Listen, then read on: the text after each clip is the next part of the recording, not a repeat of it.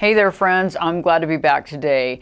And today I want to talk about something pretty specific. I want to talk about the concept of divide and conquer. It's really important when we think about divide and conquer in terms of relationships. And a lot of times we don't even realize what's happening.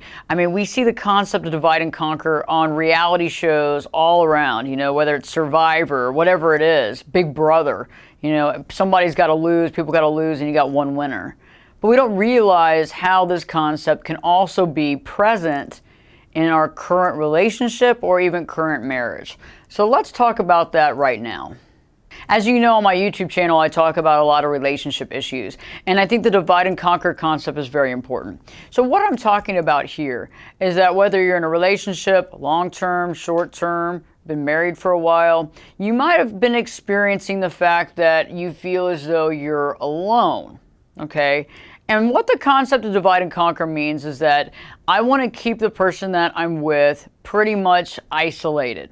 Okay, I want to keep them isolated for various reasons. Okay, one of the reasons could be that I'm fearful if my spouse, my girlfriend or boyfriend has a lot of friends, because I have that fear of being abandoned. Right, that's a big thing.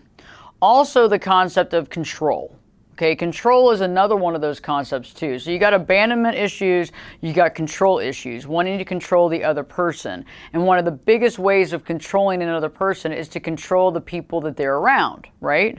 So if you're married to somebody and you want to really hold on to the control, and you really want to control what they're doing and who they're seeing, you're going to begin to have problems possibly with the people they're spending time with. Maybe beginning by putting their friends down, making fun of the friends, right? And you might be experiencing this right now.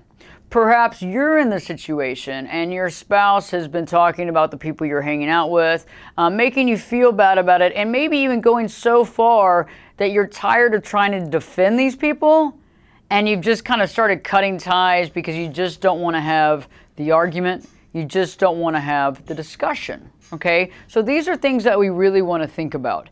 And I think a lot of times this situation takes place, and in the very beginning, it can be really overwhelming and it can be very sensitive. For example, perhaps you have a lot of friends. Maybe you have a group of guy friends that you hang out with all the time. You did a lot of guys trips. You always had a good time. And then you met somebody and all of a sudden you're not allowed to go on the guys trips. Or if you try to go, it becomes a huge argument, a huge fight, and you just don't want to. You don't really want to deal with the fight. So eventually what happens is what? You don't go on the guys' trips. You really don't see your friends that much anymore. You become the guy that's kind of the outsider. And eventually you don't even know what you're to talk about. Okay? And so this happens in the beginning. It's like we see it. Okay? We're aware that we are being kind of divided off. And we're aware that we're not wanting to fight the fight. But it's not until later on that you realize that you really have lost your entire group of friends, okay? You don't have an outside group. You do not have outside people to talk to. And really the only connection you have is with your girlfriend or boyfriend or your spouse, okay? And it's very interesting. And I have clients that I work with, whether it's remotely by Skype or FaceTime or phone or in my office, that they have seen their life change so much, so dramatically over a period of time. And so let me explain the relationship. So in the beginning, the relationship was great. Things were good. Maybe there were some red flags, but everything seemed okay.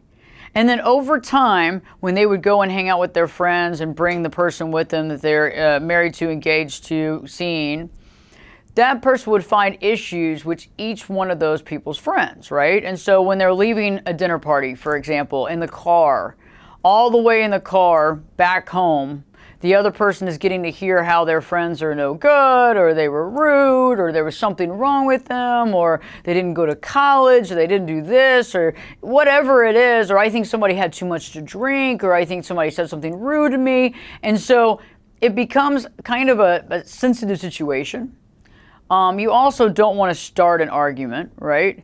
And what happens is you try to see these friends again and you seem to get the same thing from the person you're dating. And so a lot of times what people do is what? They have a tendency of, well, I'm not going to hang out with them when I'm hanging out with my significant other. I'll hang out with these people on the side. I'll go out and have a drink after work. It's not a big deal. But then what happens is when you're trying to do that, your significant other begins to have a problem with that as well. Okay, questioning where you're at, questioning who you're with, and then beginning to probably bring up some of the negative aspects of each one of those friends, things that this person doesn't like about them. Okay, and what happens is that creates a rift because, one, you really don't want to have the argument, because one of the biggest things that a lot of us don't realize is we're not supposed to have drama with the people we're living with. Okay, and that's one of the biggest things. I know that we get these TV shows and everything, and there's these relationships, and they're tumultuous, and they're crazy, and it looks really interesting, right? But drama is addictive. And I'll tell you one thing, I couldn't be where I am today, success-wise, in my career, amongst other things, if I went home and argued and fought all the time. Okay, because one, I wouldn't have the bandwidth to keep it together at work. And two, I want peace in my household. I want peace, and I think all of us want peace, right? And so what happens is, in these situations, is that you want peace so bad, and you don't want the argument, that you begin to say, well, every time I bring up John, or every time I bring up Jennifer, he or she gets really angry. And so I'm just going to stop bringing them up. Okay, and then you figure, I'll see John or I'll see Jennifer and we'll make it happen. But eventually that time goes by and you don't see these folks out of self-preservation because you want to keep the peace, right? Because that's what we want. We want peace in the household. That's what we want. And so eventually you begin to realize that all your friends, in order to keep the peace, you cannot spend time with. You cannot see. Even if you're on the phone with them, your significant other is going to comment about it, or what were you talking about, or what was so important that you had to talk to them for 20 minutes while I was at home. And so it becomes this issue of keeping the peace, and you begin to rid yourself of all friends and all connections outside of the household. Now, going a step further, I've seen where people have connected with somebody, they've fallen in love, right? And what happens is this person begins to try to divide them from children from a previous marriage. Okay? So we're not just talking about friends anymore. We're talking about being divided from children, blood children, from a previous marriage. So you're no longer communicating with your daughter or son like you did. You're not seeing them as much as you did because your significant other now has issues with you seeing them. And if you're going to see them, they need to be present with you at all times. Okay? Now, this can be very interesting because what happens is you'll have a certain group of people that will fight back on this. Okay? That'll fight back because these are your children. Okay? But then there's a certain group of people that, because of the desire to keep the peace and hoping that this is the last argument, will basically stop seeing their kids to not have an argument. Okay, and the only thing that comes out of this later on is upset children, okay? And if you stick in the relationship, the children don't like you and they have all these problems, but and they see that dad or mom wasn't there for them, right? Dad or mom wasn't supportive of them, and dad or mom took the other person's side, right? Now, if you go against this and you say there's no way in hell I'm not going to see my children, that creates a rift. And so every single time that you're going to see the children, there's going to be an argument. There's going to be a battle, so to speak, that you have to deal with every single time. And you get prepared for it. You get prepared for the fact that you know it's Saturday morning and you're going to go see your kids, and you know that the argument's going to start at 7 a.m. in the morning before you leave. And you know every single Saturday there's going to be a knockdown, drag-out argument because you're going to go see your kids. And so you're fighting so hard to make that happen, it becomes exhaustive, okay? And so the thing is that the children don't understand the amount of trauma you're having to go through to see them, right? You realize the battle that you got to fight every Saturday, okay? And so you begin to see how this all kind of starts mounting up, and that's why I called it divide and conquer, because eventually it's going to conquer you. There's only so much that you can hold up to in a situation like this without either losing your cool, getting stressed out, whatever it might be. And a lot of times the thing is that life is not supposed to be this troubling, okay? If you have kids from a previous marriage, you need to see your kids, okay? You should be able to have opportunities to see your friends, to see outside family. And that's another thing too, and another big red flag.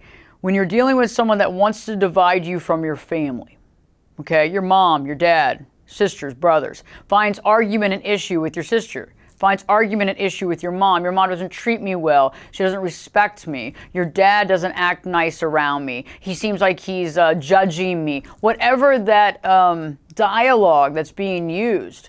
Also, one of the things that I found recently, well, over the last 5-6 years with clients, is that a lot of times when they're in these types of tumultuous relationships and possibly dealing with a spouse or significant other that might be displaying signs of BPD, there's a tendency of discrediting the other person's family members or putting some question in there like, why is it that you hug your mom like that? Or why do you kiss your aunt like that? That's not normal to me.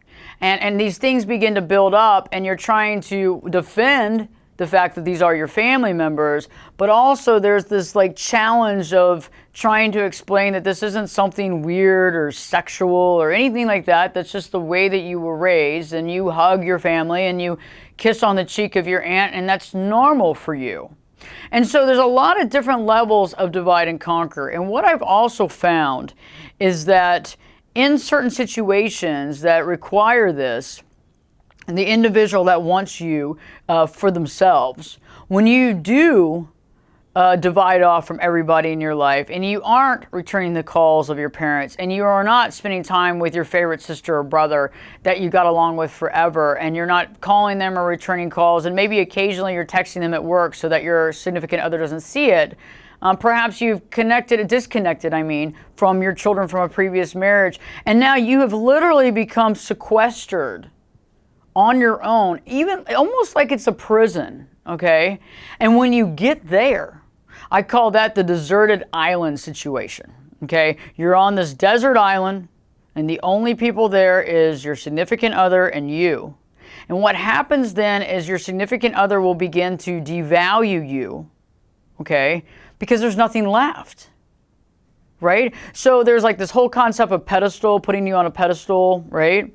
And then there's a whole concept of devaluation of you, right? Devaluing you, putting you down, finding your faults, finding your issues. And so what happens is a lot of people give in to all this. I'm going to stop the argument by not hanging out with my friend. I'm going to stop the argument by not having a drink with the guys after work, right? That's how it all starts. Very, very simple. It's like, well, maybe, and there's always that gray area. Well, maybe she or he is upset because it's my friends and they're not included. And you start making up all these stories for the reasons why it's okay that we give in on this one thing. Okay? But then what happens is you give in on this one thing and you keep on giving in. Okay, and you give in to this because you don't want to deal with the argument. And you give in with this and you don't go to the family reunion because your significant other doesn't feel comfortable. It doesn't feel loved by your family. So you don't go to the family reunion because you don't want to have the argument. Eventually, one of your kids is graduating and you can't make the graduation because she's got to be there and she can't be there. And she makes you feel so bad about it that you decide not to. And then you have internal what? You feel bad. You feel upset. Okay, I think there's a bit of resentment there, but also guilt. Guilt because you're not taking care of responsibilities, you're not being there. But what happens is eventually when this person gets you right where they want you, where there's nobody else but you, they will completely devalue you because there's not anything left. I want to tell you what the whole concept of this is, because when you put it into the logic of what I figured out, you can actually visualize this and it'll help to create what I just talked about. Okay, so the visualization I want you to think about is you're no longer a person, okay? You're a piece of property, okay? So now you're not a person, you're a piece of property, you are a piece of property. So with a lot of people out there, you're not a person, you're not unconditional love, you're not you able to think and feel for your own and have your own friends. No, you're actually owned by them. Okay? And so when we get into certain relationships and we become someone's property, they want to manage who can and can't come onto the property. Okay? Because you're theirs now. Okay? And so it's almost like they create this fence line and they tell you the people that can and can't stop by. Okay, the people they have a problem with, and you begin in the beginning thinking this is okay because maybe you've hurt their feelings or maybe they're insecure, and so you start agreeing with this, but you don't realize that they don't see you as a person with feelings. See, that's the difference. They actually see you as something they own. Okay, so remember, when you begin to devalue yourself by cutting off ties of old friends, by not speaking to your parents that have been there and raised you, by not taking care of your kids from a previous marriage, all these things culminating together, and now all of a sudden you're a piece of property in the middle of nowhere with nobody that wants anything to do with you because you cut everybody out. Do you see what it's like now? You're a piece of property that the person that's been controlling doesn't want anymore. All of a sudden, you're like a vacant lot that's not interesting, that they cannot even give it away. Okay, so then at that point, they got to cut you down and devalue you because they don't see any value anymore. Do you see what I'm saying? Because the jealousy and all that stuff was creating the value within their mind about you, but it was never about the fact that they loved you. They can't even love themselves. So there's no real emotion here. Okay, it's just the fact that they own you. And so what I'm asking you right now in this conversation between you and I, is this what you want to sign up for? And you might have already signed up for it. You might have already been married to it. But do you want to continue to go down the road of somebody that views you as property? Or do you want to actually find someone that actually sees your value, right? But how did you not see your own value? And how did you decide to go down this road of devaluation of self? Because you see, it's two-ply here, right? Every time I give up a piece of me, right, I'm devaluing myself. Okay? So, and I understand codependency, and I understand us getting in relationships because we don't want to be alone, but I just can't sign up for that. I mean, I would much rather be on my own and not be someone's piece of property and be able to make my own decisions than having to sneak around behind my girlfriend, boyfriend, spouse's back to actually be able to see an old friend of mine or to see my sister or to see my kid. Does that make sense? And I know if you're in a situation like this, I totally understand how it started. You see what I'm saying? I understand where you are. I'm not judging you. Okay? I understand how this started. It was a major slippery slope where you made one decision and you thought, if I just give her this or if I just give him this, they'll get off my back. Okay, and I might have deserved that. Maybe I was out too late one night, or maybe she doesn't like him, or he doesn't like her. It's okay, you know what? But I got other friends, and you know, I'll figure out how to make it right with this person. But I just want to do right by my spouse. I want to do right by my girlfriend, boyfriend. And so you start allowing these things because you think they're one-off issues, when in reality, it's always been about taking you, right, and taking everybody away from you.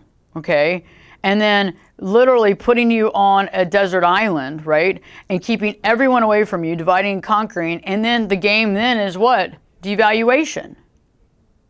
Because there's no value to a piece of property that no one wants to have anymore. And so I ask you right now, if you're in this situation, what are some things that you can begin to do to, one, start beginning to show yourself value and end this cycle? Okay. The first thing that I want you to do if you're in this situation is I want you to pick up the phone and I want you to start reaching out to family and friends. And I want you to also set up meetings with particular family members and explain the situation of how it got to where it was. Okay? Now, depending on how long this has been, you might need to have a massive heart-to-heart with somebody because they could be very angry with you because they feel as though you threw them away. Okay, so remember, there's two ways here. You're dealing with other human beings with a heart and a soul, and they probably don't even understand why this happened. They think you don't love them anymore. They think you don't like them anymore. Okay, they don't realize that you've been in a relationship where you've been sequestered and you've been trying to keep the peace so much that you're having to cut people out of your life. And so now would be the time to begin to reach out to family and friends. Because it's not about ending the relationship right now. It's about creating the relationships with the people, gaining back some of that stuff in your life about you, parents, mother, father, sister, brother, aunt, uncle, kids from a previous marriage, best friends that you've had since elementary school, middle school, high school. They don't understand what happened. One day you just stop calling them. One day you stop returning their calls. One day you stop making it out. You know, it's going to be hurt feelings on their side. But if you're honest and truthful about why and how it happened, they can accept it or they don't have to. But I think when you're honest about it and say, hey, try to keep the peace, and I'm dealing with a situation at home, and everybody that I tried to bring around my spouse, they didn't like, and I didn't want to argue it, and I was just trying to keep the peace so much that I thought if I gave in with you that it would stop, but it didn't stop.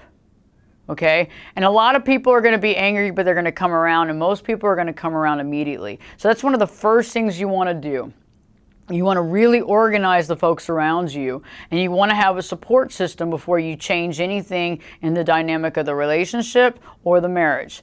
And there'll be upcoming videos where I'll talk more about what you need to do, but this is one of the first things you want to do is start reaching out to those family members. And what I like to do is, like, when you're at work and you have some spare time and you're not at the house, is reaching out to a particular family member, taking some time, even during the workday when you have maybe 30, maybe an hour somewhere, meeting up with them and having that discussion and not making it known to your significant other what you're doing, but begin to mend these relationships, okay? And this is going to go a long way for your self-esteem as well, because every time you gave a piece away like that, you took a piece of yourself away, okay? Because you began to devalue yourself. And so we're going to basically work on that. And, you know, a lot of things that I want you to realize, too, is that I'm not judging you. I understand what it's like to want to be in a relationship and to try to do everything that you can for your spouse and not realizing it. And also the codependency that makes us devalue ourselves because we don't feel like people really want to be with us. And so we'll take whatever we can get.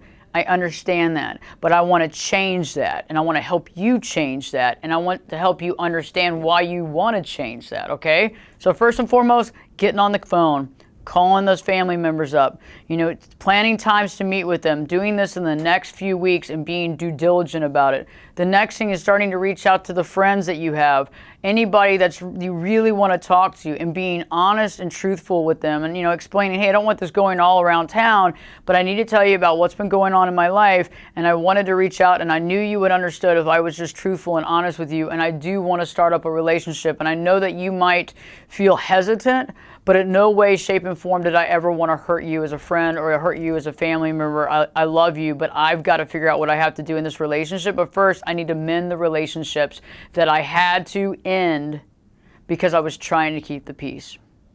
I hope this video helps you. I'll be coming out with more videos on this and how to really process this. And they're going to be point by point so that you can use these in your day-to-day life if you're in these situations.